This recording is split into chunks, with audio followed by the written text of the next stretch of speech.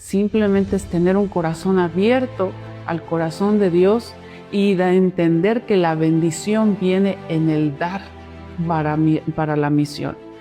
Si el pastor dice no, aunque los miembros de la iglesia estén, venga hermano, háblenos de la obra misionera, pero el pastor te dice no. Pero esa es una de las primeras cosas difíciles en las que me he encontrado, un rechazo a la misión, tal vez por algunos malos testimonios de personas que han dicho que son misioneros y no, realmente no tienen llamado. Y esto se puede corregir cuando uno ora y dice, Señor, realmente este hombre, esta mujer es llamada por ti, háblame, ¿se le tiene que apoyar? ¿Sí o no? ¿Es un real llamado? ¿Sí o no? Muy bien, Débora. La siguiente pregunta es esta. ¿Cómo ha sido tu experiencia en involucrar a las iglesias a abrazar este proyecto a Israel? ¿Y qué retos has enfrentado con los mismos cristianos? Wow, es una pregunta muy profunda. Realmente, porque han sido muchos factores. Uno es el hecho de que si el pastor entiende lo que es la Gran Comisión y entiende que se debe de hacer en su lugar donde está su iglesia y en otras partes del mundo. Esa es una de las primeras cosas que pasa, porque a veces los pastores piensan que todo el recurso económico se va a ir con el misionero. Wow. Y entonces dicen, no, necesitamos construir la iglesia, necesitamos que se arregle aquí, acá y acá, y pues no, para misiones. Cuando ellos piensan que se tiene que dar muchísimo dinero a las misiones, y no es así. Simplemente es tener un corazón abierto al corazón de Dios y de entender que la bendición viene en el dar para la misión. Porque dice la palabra, ¿no? Que el que siembra escasamente, pues escasamente segará, ¿no? Entonces muchas veces esa mentalidad cuadrada que se tiene, principalmente el pastor, porque a veces si el pastor dice no, aunque los miembros de la iglesia estén, venga hermano, háblenos de la obra misionera, pero el pastor te dice no, te quedas, pues no puedo pasar sobre esa autoridad, ¿verdad? Y algunos hasta se enojan que les hables de misiones. Y bueno, pues nadie obliga, el que convence es el Señor, ¿verdad? Sí.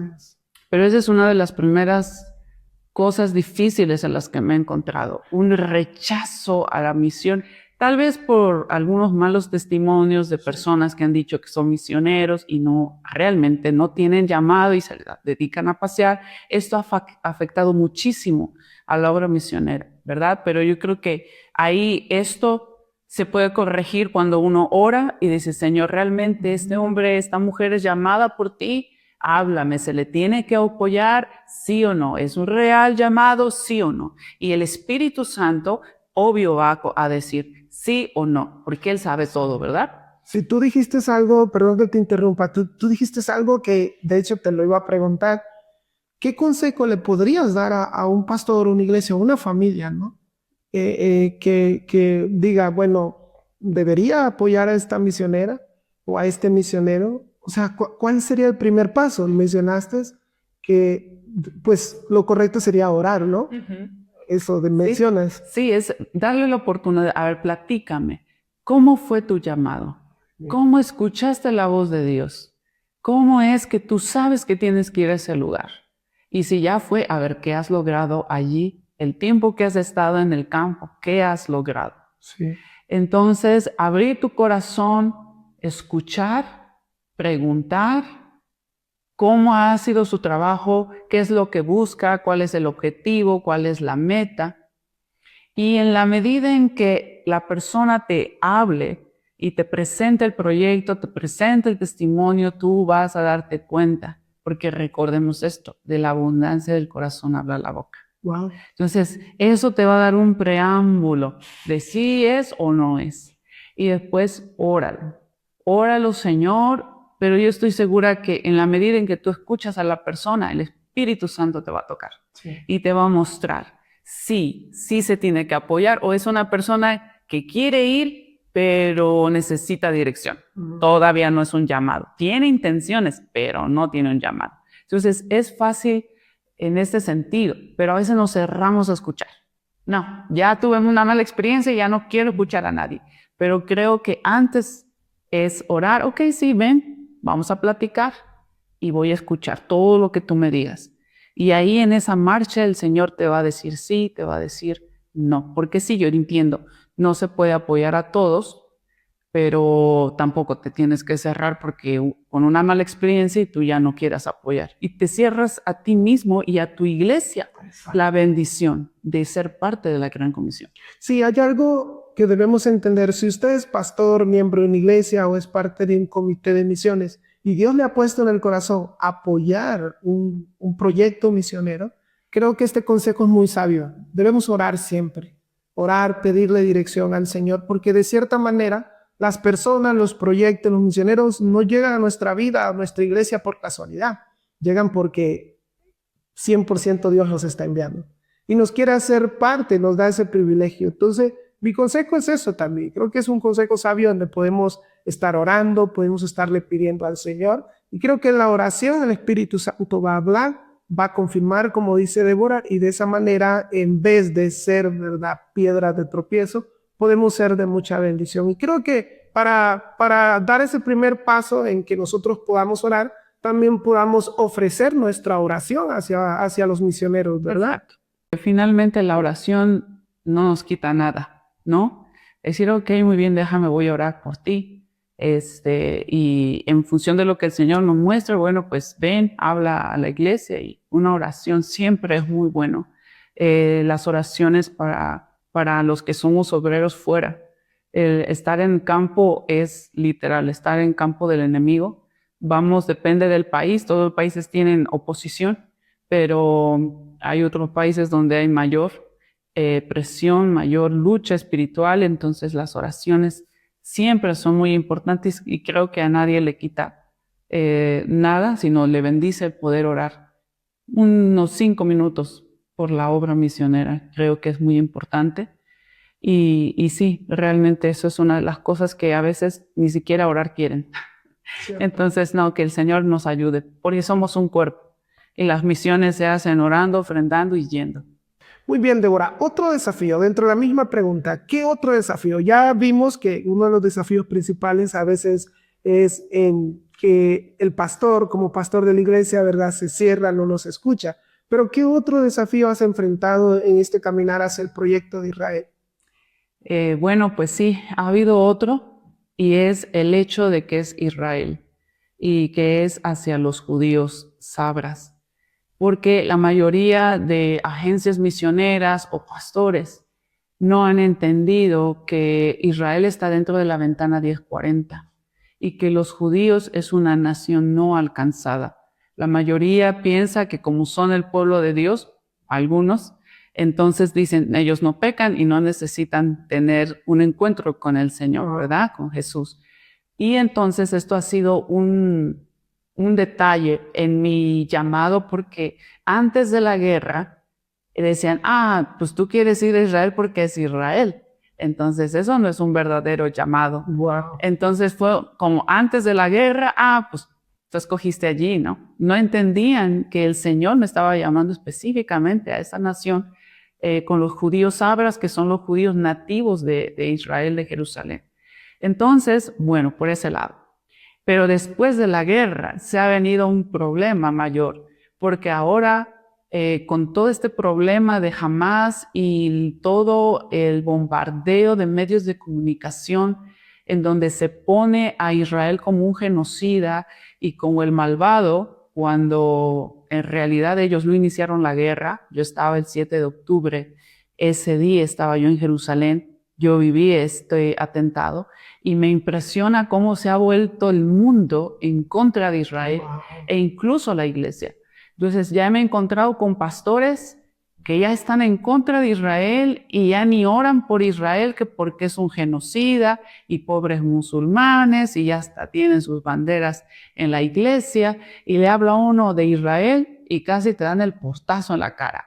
Wow. Entonces, eso ha sido el hecho de que eso a un país, en este caso Israel, también ha sido un reto porque pues ahora es mal visto.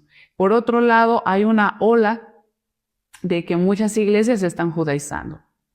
Entonces piensan los pastores que yo quiero ir y judaizar. enseñar a la gente a que guarde las fiestas y el kosher y todo. Y no han entendido. Creo que ahora yo me he dado cuenta que la iglesia no ha entendido cuál es el corazón de Dios para con Israel bíblicamente. No es condenarlos de genocidas y no orar por ellos, pero tampoco es el hecho de que te judaices, sino es qué dice la Biblia acerca de Israel, ¿no? Entonces, esto ha sido un reto para mí en estos últimos meses, poder hablar a la iglesia, a los pastores, y que me den permiso de hablar de la labor allá, porque el hecho de Israel ya les, luego guerra, genocidio o judaizarse. Entonces yo oro, Señor, por favor, abre los corazones de la iglesia para que puedan ver a Israel a la luz de las Escrituras y puedan entender que es una nación no alcanzada y que también tú los amas y quieres salvarlos. Sí, algo que tú mencionabas en estos días es que Israel está dentro de la ventana 1040, ¿verdad? Que son los países menos alcanzados, ¿verdad? De estos continentes, porque creo que involucra Europa, África y Asia, o solo involucra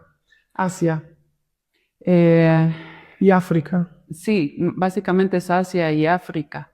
Que Asia Aunque podemos decir, ahorita es algo interesante, el Islam ha crecido muchísimo en Europa y pues ya se está ampliando una crisis, no sé si llamarlo religiosa o el evangelio en Europa. Se están cerrando las iglesias evangélicas y ya hay más gente musulmana en Europa y toda esa zona.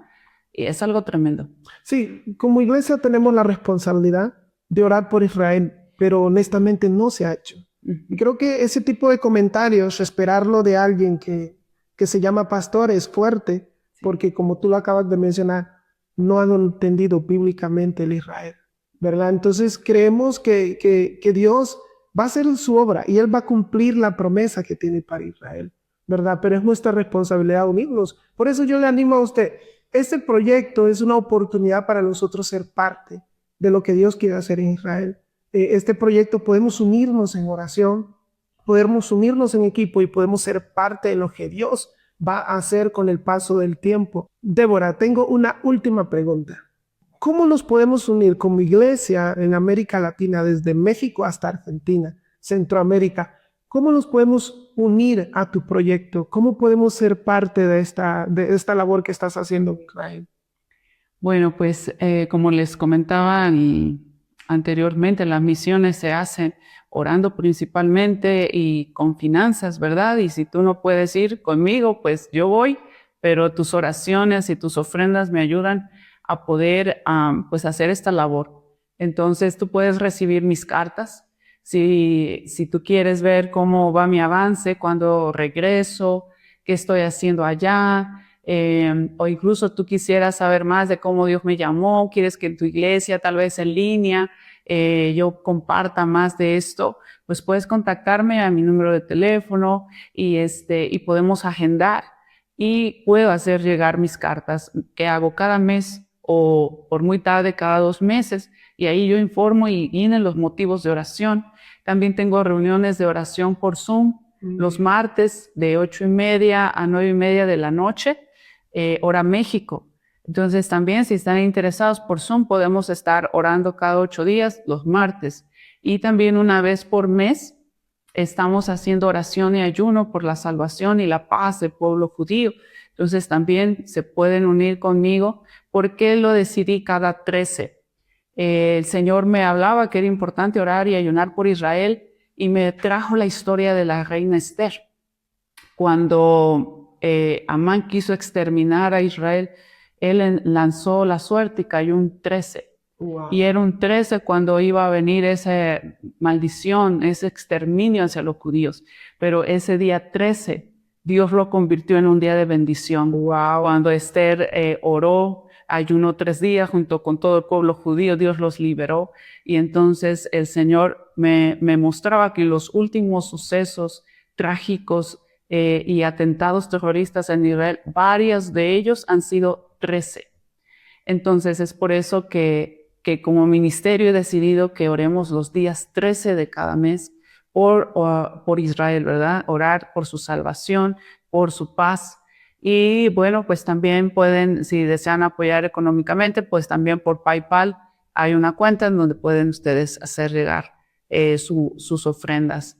Y pues bueno, seamos parte de esta labor. O sea, también algo que me gusta decir, somos un equipo. Si se alcanza un alma de un judío, no solo soy yo, sino somos todos juntos, porque cuando nosotros apoyamos económicamente y oramos, ustedes están haciendo ese complemento que se necesita para alcanzar un alma. Y pues mi anhelo es que podamos llegar al cielo y decir, aquí están estos judíos, y decir, ustedes podrían decir, yo oré y ofrendé por estos judíos que nos acompañan, ¿no? Entonces, Amén. que el Señor sea glorificado. Amén. Ya usted pudo escuchar, hay muchas oportunidades para apoyar. Dentro de la misma entrevista vamos a agregar la información de Débora, ¿verdad? Donde usted pueda comunicarse con ella de una manera directa.